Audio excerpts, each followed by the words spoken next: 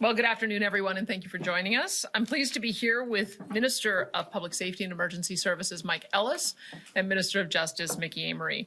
We're announcing that government will introduce amendments to the Critical Infrastructure Defence Act to protect essential infrastructure, which in turn protects Alberta's economy and its people. Some amendments are focused on the southern border.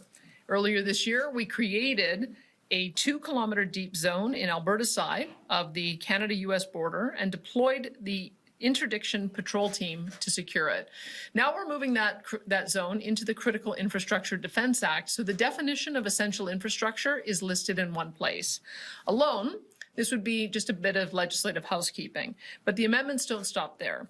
They also designate oil and gas production sites and facilities where emissions data and records are held as essential infrastructure.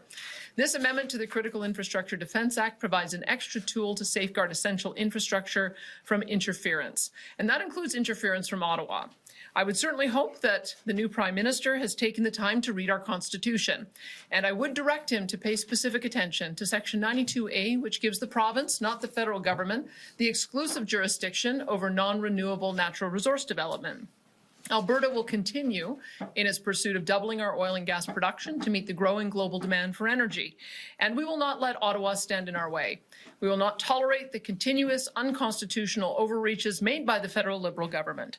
Measures like the emissions cap, the net zero electricity regs, the net zero electric vehicle mandate, and the energy industry advertising ban must be stopped now.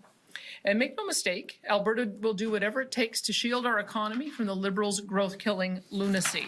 These amendments we're introducing today would include denying federal workers access to our facilities and the information they contain. I will continue to fiercely and unapologetically stand up for Albertans and defend the best interest of our province, our economy, and our industry. This ongoing tariff dispute has proven now more than ever that Canada must build big and build fast to reach new global markets for export. Canadians and politicians from across the country are calling for new pipelines to be built, east, west, and north, to secure our future and end our reliance upon our southern trading partner.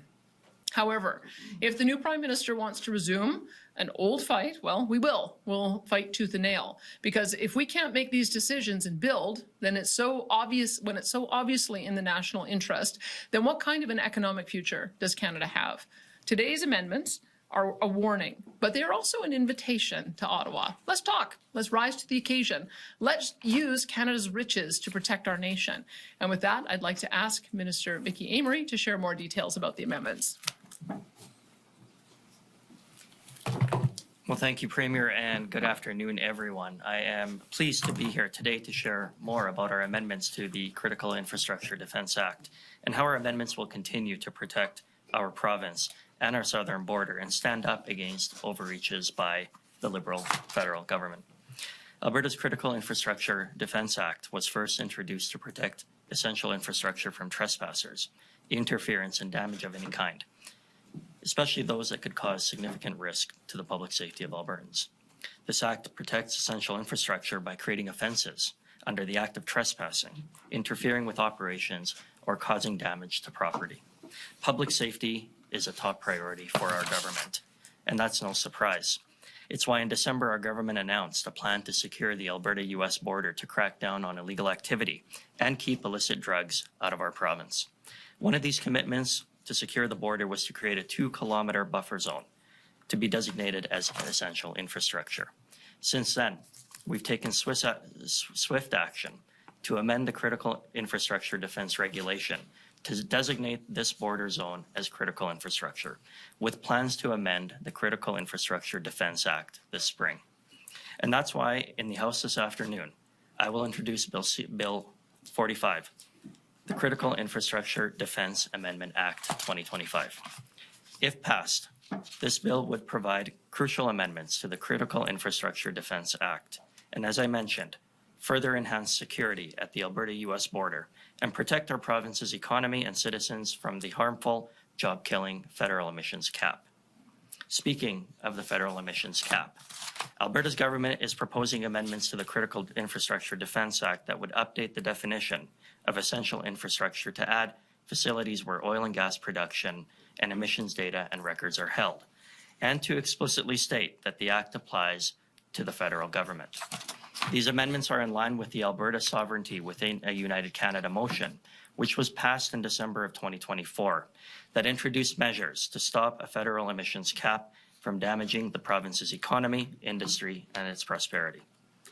As I mentioned before, as part of our continued efforts to strengthen security at the international border, amendments would move the border zone portion of the definition of essential infrastructure into the Act itself. With the Act being amended, it makes sense to update it to ensure the definition of essential infrastructure is fully captured in a single place. Currently, the 2 kilometer deep border zone north of the entire Alberta United States border is included in the Critical Infrastructure Defense Regulation. The inclusion of that 2 kilometer border zone to the definition of essential infrastructure provides peace officers with additional tools to protect the area from trespassing, interference, or damage when people have no lawful right, justification, or excuse to be in that area. I want to be absolutely clear. Individuals who are legally working, living, or traveling in that 2 kilometer zone may continue to do so unimpeded. Today's legislation being introduced outlines significant progress to protect essential infrastructure and the critical border zone. And these amendments also ensure our province has the ability to produce responsible energy and meet the world's growing demands. Public safety and Alberta's economic prosperity are two of our government's highest priorities.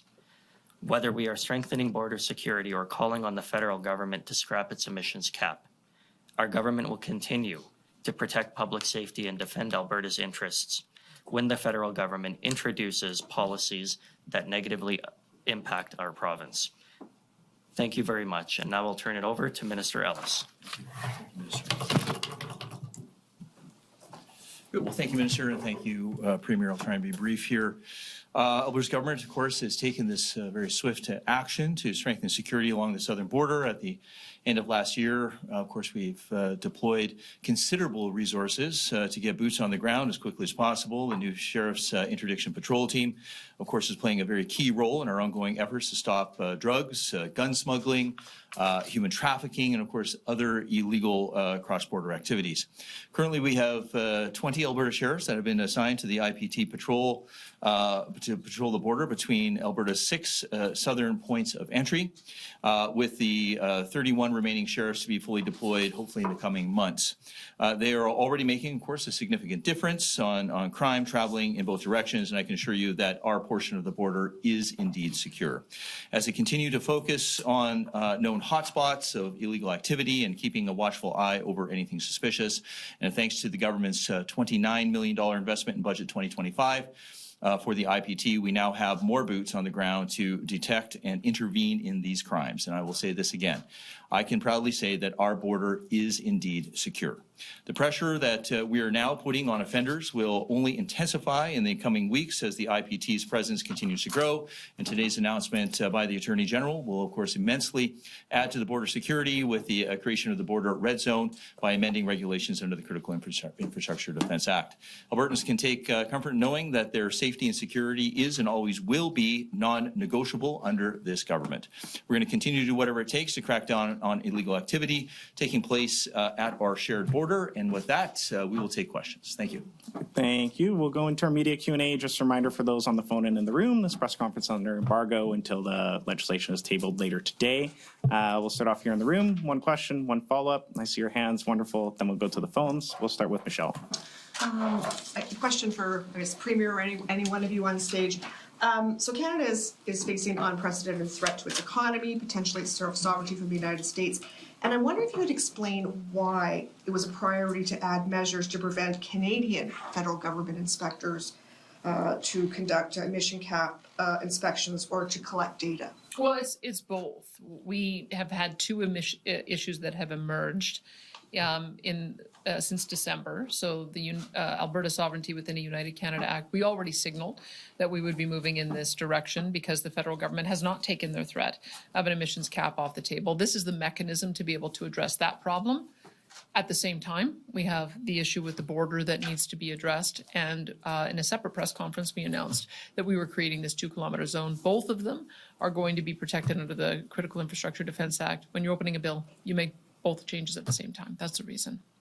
But why this? I mean, it's the threats are coming from, the tariffs, right? That is the biggest threat. That's what a lot of people are worried about. Yet you're focusing some of your energies on the federal government. The biggest threat. Why is that? Well, because the biggest threat to the Alberta economy has been the past 10 years of Liberal government that cancelled $176 billion worth of investment. We continue to face threats, whether it's the tanker ban off the West Coast, Bill C-69, which has still not been passed, net zero power rigs, net zero cars, net zero buildings, methane caps, emissions caps. If they continue doing that, it'll crush our economy. So I would say that we face a dual threat. Yes, we have to deal with the tariffs, but we also equally have to deal with a federal Liberal government that has tried to crush our economy for the past 10 years. And we're just not going to let them do that anymore, especially now that we're seeing an unprecedented interest in trying to get pipelines built. East, west, and north.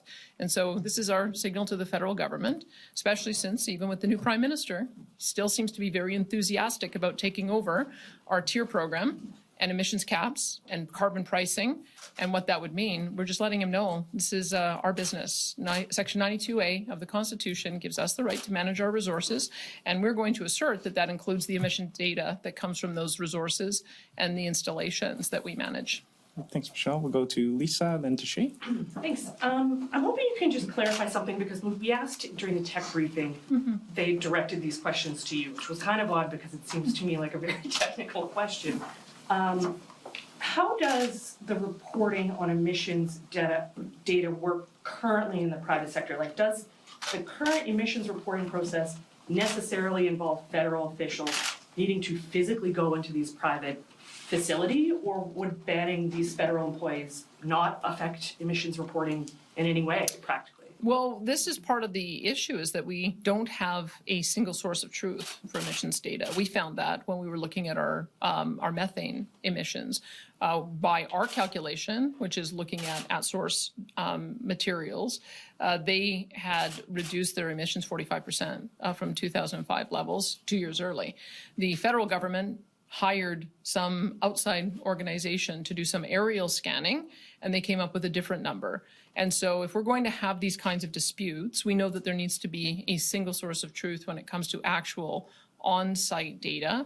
And we're going to collect that, and then we'll make sure that it is shared. But we believe that because the federal government has come up with different numbers at different times for their own purposes, we think that we actually need to get real data. And because we're the ones on the ground, we'll be the ones able to do that work.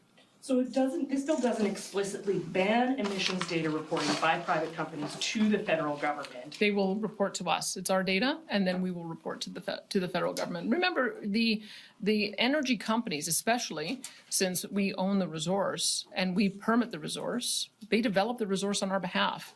And so in doing so, we have an obligation to collect the data, and we'll report it to the federal government. But that still doesn't answer, like, is this currently happening? Like, is this a hypothetical ban on if sometime in the future the federal government decides to send officials into the Suncor offices in Calgary? Like, this is a hypothetical ban of something that isn't even happening? I don't know if it's hypothetical. I mean, we observed when they were wanting to do water testing that they were going onto people's property in Saskatchewan and doing water testing as a way of trying to, I think, develop some pretext for new emissions data they were going to come in with on fertilizer. And the Saskatchewan government did something quite similar in saying federal agents are not going to be allowed to just show up on people's private land to start testing their dugouts and water.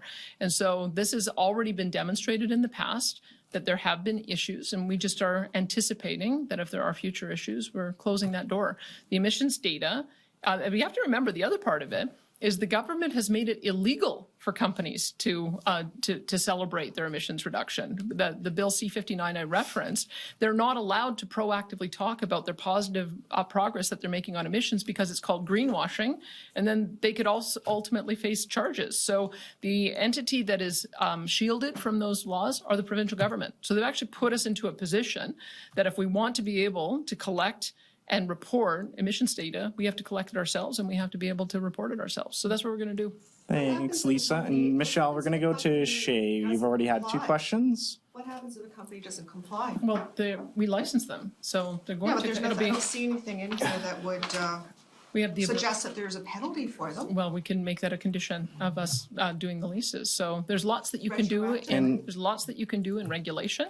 But Retroactively? well, Can we but, do that? but we intend to enforce the law, and I would think that the companies are probably going to be pretty happy with the fact that we're willing to take this reporting obligation off their hands. They'll probably be quite happy that because we will have a government-approved source of information that perhaps they'll be able to then talk about, they'll be able to cite us when we're talking about our emissions reduction success. So the federal government has put us into a box, and we're finding a way to be able to make sure that we're collecting the data and able to report the data with the rules that they put in place. All right. And Chase, you have a question? Yes, yeah, still questions. I guess just a couple, following up on your answer to Lisa's question, you had mentioned federal agents just would not be able to do that. Is the suggestion there that they would be arrested, and by whom? And then just as a follow-up, while we're still in the legal sphere, Canada's top court has ruled that under the Constitution's peace, order, and good government clause, Ottawa has the authority to enact laws that impact the entire country, such as emissions. So are you anticipating any sort of legal challenge from Ottawa on this, and what is your argument to defend against I'll let Mike talk about trespassing, and I'll let Mickey talk about the extensive way that they've used peace, order, and good government that may not be good lawmaking, and we'd be intending to challenge that too. Mickey, do you want to talk about Well, you go first. Sure. Yeah, I mean, just your question was in regards to Trespassing. How do we federal enforce it? agents? And you had mentioned that federal agents would not be authorized into those centers to collect that emissions data. So I'm wondering, would there be someone that would arrest those federal officials? What's the plan there? Well, I arrest the federal officials. I mean, look, property rights is a big thing in the province of Alberta. Let's be very clear on that. I would like to think that there'd be a level of cooperation with the federal government whereby nobody actually has to get arrested. I would say that like anything, it's about a matter of talking to people, and hopefully if there is a requirement for somebody to go on somebody else's land, that they talk to the landowner. I think it's completely inappropriate, and I agree with what the Premier mentioned in regards to Saskatchewan. Nobody should have a right to just go on somebody else's property, whether you're being directed by the federal government or not, and just go onto somebody's property and do whatever they think that they've been directed to do. So I'm not going to go down the road whether or not hypothetically somebody's going to be arrested or not arrested. Right now, we would just really hope that people in the federal government abide by, really in respect to property owners and property rights.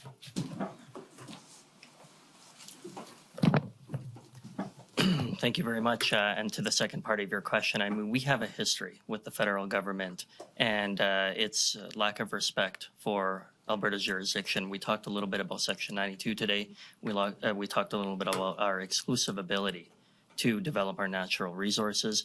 We've seen in the past the federal government enact nationwide legislation, which was deemed unconstitutional. We've had some recent wins in court with respect to the Impact Assessment Act. We know that the federal government did not respect the Supreme Court's decision in that regard. And what they ended up doing was making, in our view, inconsequential changes to the Impact Assessment Act in order to get around the Supreme Court of Canada's decision. We take the position that we're going to respect the court, we're going to abide by the court, especially when it is a ruling from our country's highest court. However, the federal government has not done that. And so we continue to take these measures to protect our industry, to protect the people who are looking to invest in Alberta.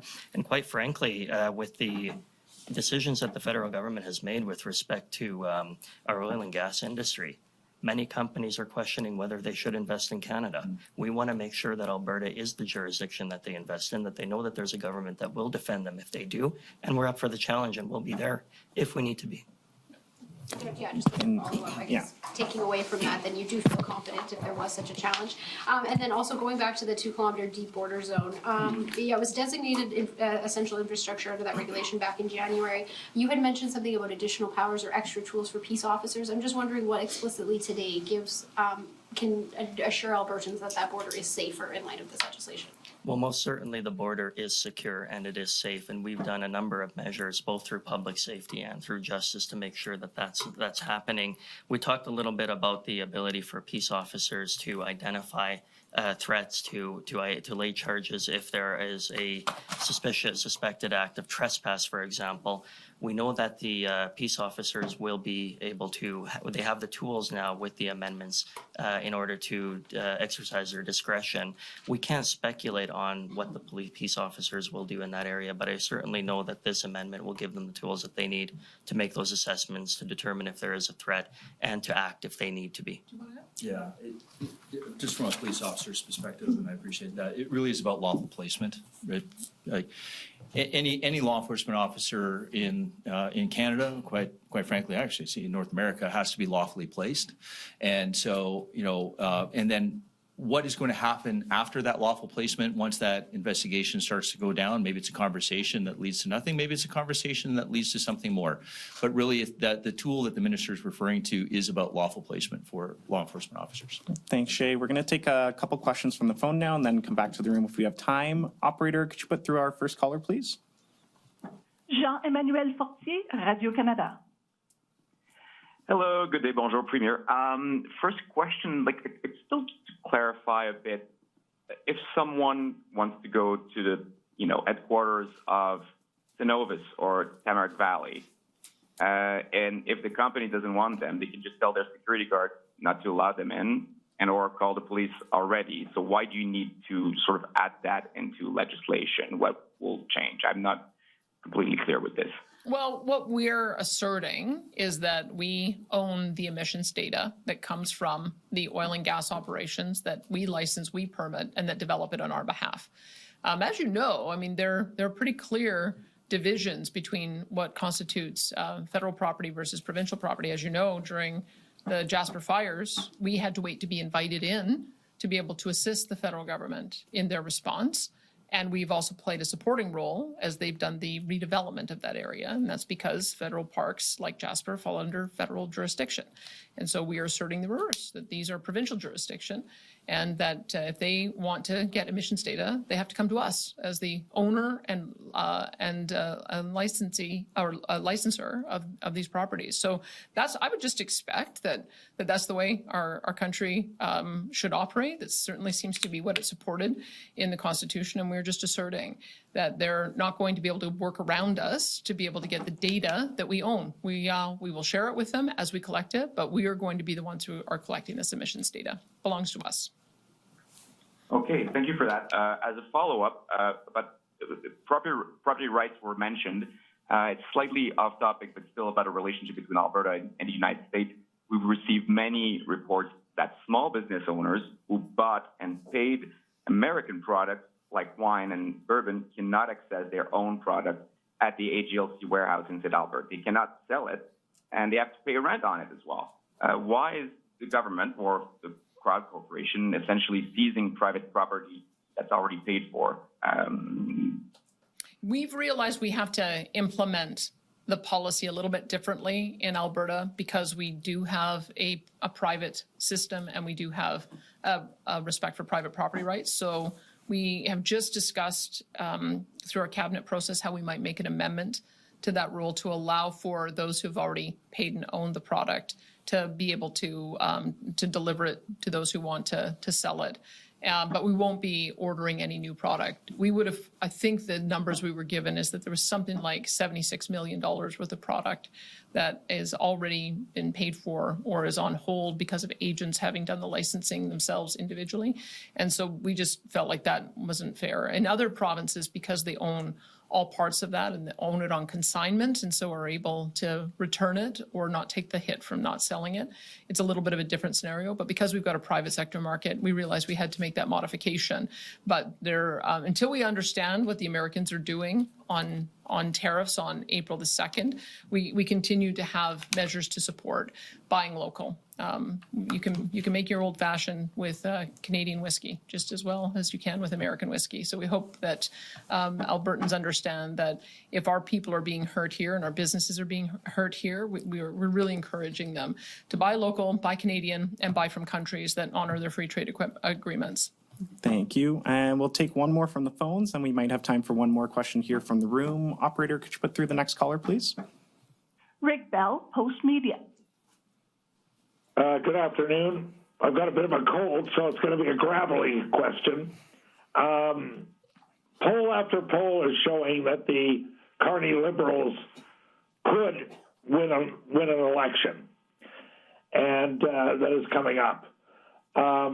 Premier, what are you prepared to deal with that? To deal with that possible, some people would say probable, but let's just keep it possible reality, especially in light of the fact that when the Liberals won a second term, there was huge frustration in Alberta.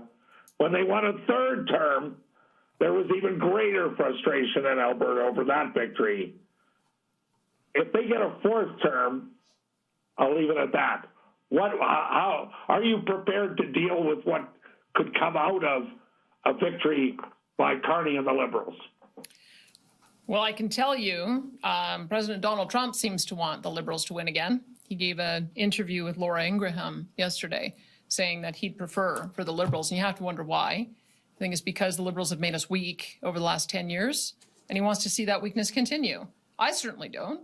I want to see us be the strong and united country that I know we can be, getting our products to market and working together collaboratively to do so. So I have always felt that the key to having a united country is to respect the constitutional authority and jurisdiction of each province. I see that Quebec feels exactly the same way. They did a fair deal panel, very much inspired, I think, by what we did here in Alberta. And I think that you're seeing that the provinces are exerting their authority far more than they ever had in the past because we have to. And you've seen the provinces work in a spirit of collaboration better than I've ever seen in the time that I've been in this job, or even in the past 10 years. And so I'm prepared to continue to support Alberta sovereignty within a united Canada. That's been my mantra right from the beginning. And I hope that we have a partner in the federal government who's willing to accept this new reality. I quite frankly think that any government that's going to advocate that we stop building pipelines or block building pipelines or block a province from getting their product to market, I would hope that Canadians wouldn't vote for that government. And supplementary, if that were to happen, how would you deal with the almost certain frustration, disappointment, frustration, and even anger that there would be yet another Liberal government in Ottawa that might be unfriendly to Alberta? Well, I would say that I've got a term sheet, and my term sheet has a few key things on it. Number one, respect Section 92A of the Constitution, which we are reinforcing here today with this legislation. Allow us the autonomy to develop our resources and get them to market. Number two, repeal the offending sections of Bill C-69, which prevents us from being able to build pipelines, end the tanker ban off the West Coast, which prevents us from exporting our product internationally, end the net zero power regs, end the net zero vehicle standards, end any talk of an emissions cap, end any talk of a methane emissions cap, end the war on plastics, which we also, incidentally, was another area that we won at the federal court, and treat Alberta as a partner. Those are very simple things. Those should not be difficult things to agree to because it's enshrined in our Constitution. So I will put that term sheet before whoever wins the next election, and I guess we'll see what the federal response is. Thanks, Premier. Thanks, Rick. We have time for one more question. We're going to go to James in the back here. Premier, some people would argue that Mark Carney has an almost religious attachment to net zero, and that has a lot of people worried. One energy expert I spoke with today said that Mark Carney is going to come for Alberta in a similar manner as Trudeau and Guilbeault. How worried are you? I think there's a real danger that the new Prime Minister is worse than the old Prime Minister. I haven't read his book, Values, but if one of his values is keeping oil and gas in the ground and he thinks Alberta can operate on wind and solar and battery power, he's got another thing coming. So I will be able to make our case very clearly, especially in the changing environment we find ourselves in, that our world needs more energy. They need more energy from a reliable democratic source and ally. And the world is very interested in what Alberta has to offer. And I would hope that they would work in partnership with us to be able to get that to market. So I haven't had that conversation with the new Prime Minister yet. I intend to, and I'll have to vet it at that time. But everything I've seen so far suggests to me that, ending the retail carbon tax just so consumers can't see it when they go and fill up their gas or when they look at their home heating bill, but then walloping our industry with potentially higher taxes, that's just not going to fly. So that's what I'm hearing from the Prime Minister, is that he's doing an action to get political popularity, but the effect on our industry here is no different than what we saw under Environment Minister Stephen Guilbeault and Prime Minister Justin Trudeau. So can we work through that? I don't know yet, but I can tell you I'm not encouraged by what I've seen so far. And did you have a follow-up, James, or is that it? Perfect. Well, that's... I'll take that no. One question, no follow-up. Yeah, yourself. Yeah. Chinese tariffs are expected to come in tomorrow. That's going to make an impact on canola exports. How concerned are you for Alberta farmers now dealing with tariffs from two biggest trading partners? And is the province planning for any sort of support? Well, we have to look at what we're seeing. I mean, the Americans are expecting us to follow suit on the tariffs that they're putting on China, and we did. And the consequence is that Western farmers are bearing the impact of that. The tariffs I'm talking about are steel, aluminum, and electric vehicles. And as Scott Moe pointed out, no one wants the Chinese electric vehicles anyway. Doesn't seem like there's a lot of appetite even in the Canadian market for electric vehicles. And yet we've created a tariff war now with China that is going to harm our pork producers and our canola producers. So there's an equity issue there, and I think it is a divide and conquer strategy. That said, my agriculture minister, R.J. Sigurdsson, says that seed is the predominant export, canola seed, to China, and I believe that is not included in the new export tariffs. So it should impact it should reduce the impact on our producers. And there is a bit of an array of good fortune. Imperial Oil has a renewable diesel refinery that is going to be open within, I think, by July. And I'm told that the amount of canola that they're going to need to feed that renewable diesel refinery is about 2.5 million tons a year, which just happens to be the amount that we're exporting to China right now. So I think at least on canola, there's a potential for a Made in Canada solution to be able to help our farmers.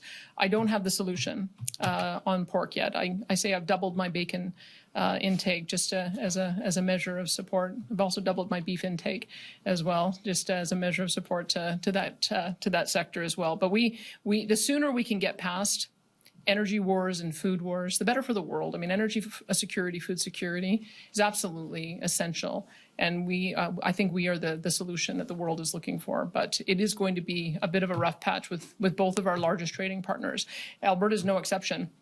Alberta has China as our second largest trading partner. There's $10 billion worth of product that goes between the two jurisdictions. It's much smaller than our relationship with America, which is $188 billion, but it is still very significant, especially in food products. So we're quite worried about it. Perfect. And that's all the time we have for questions today. Thank you all for joining us.